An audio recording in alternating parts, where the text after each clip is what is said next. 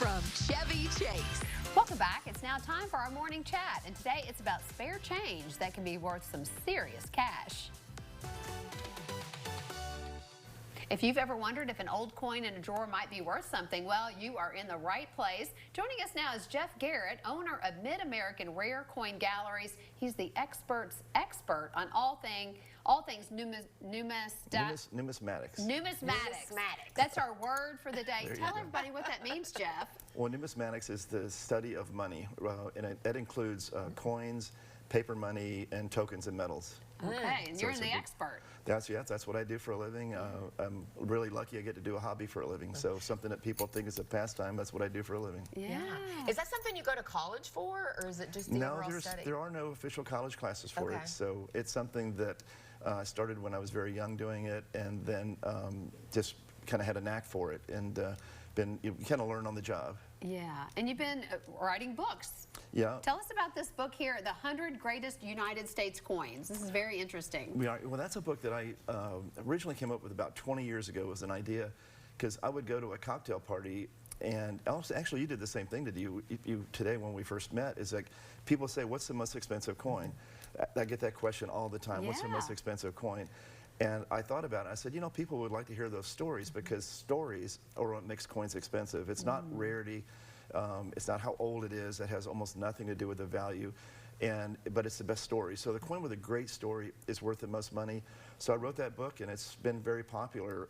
It's in the 6th edition now, so people love to hear the stories about why is that coin on the cover worth $18 million. Wow. Yes, why? Why is it worth $18 million? I want to know. I got to read the book. You got to read the book to find out. That's right. Yeah. That's right. Now, when we were little, everybody was collecting coins. I feel like it was popular then. Do you still feel like it's popular today? Yes, it's very popular.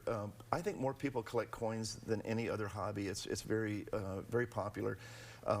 Hobby leaders, including myself and other people who are involved in it, have done a great job to promote coins with kids. There's lots of programs.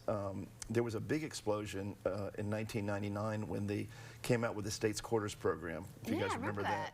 So everyone was getting albums and putting it in there. And people like money. It's just, even young people, they just like the attraction of money, the story of money. And more recently, social media has caused a big explosion in coin collecting with young people. It's really become very popular. Yeah, I was telling you during the break, my nephew has recently gotten into this. And of course, my older brother collected coins as well. Now, we just heard about the penny. They're doing away with production of the penny. Correct. And you brought something very special. I did. Tell us what you brought today. Well, there's a lot of news stories about the end of the penny. They stopped making them last year. In 2025 was the last production, because it cost 3 or 4 cents to make a penny. It makes sense that they don't have it. We're one of the few countries that actually still had a penny, and most people just liked them. They did them politically. They kept making them, but they finally decided to stop making them. So we get a lot of people asking, are they going to be worth anything, and all that things. And I thought what would be a good story is to bring on to show you.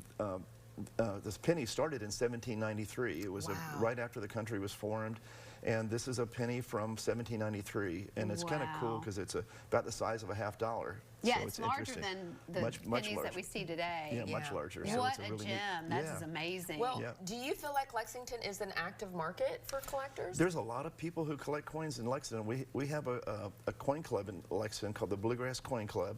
It meets at Southern Hills Church on Harrisburg Road, and it meets the 3rd Monday of the month. And we had a meeting last night, and we had like 60 or 70 people show up. Oh, that's so cool. Yeah, so a lot of people collect coins here. Yeah, it's very popular. And so anybody can join that club? Anybody can join it, yep. It's, it's open to the public. We have kids there.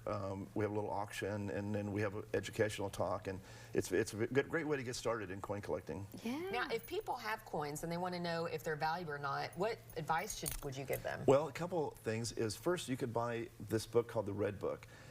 It's considered the Bible of coin collecting. It's been around since 1947, comes out annually.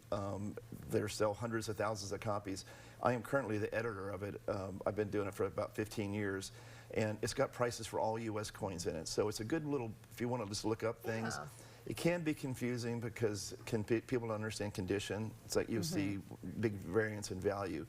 But we have an office here in Lexington, and if anybody wants to have anything appraised, they're welcome to give us a call anytime. Yeah. Okay. Well, great. Well, we're going to put all your information up on the screen so people can get a hold of you. Thank you so much for coming today. It's so informative. Okay, I hope you like it. All right. Well, up next, we're going to take a look back at one of our favorite treat yourself offers, Athenian Grill.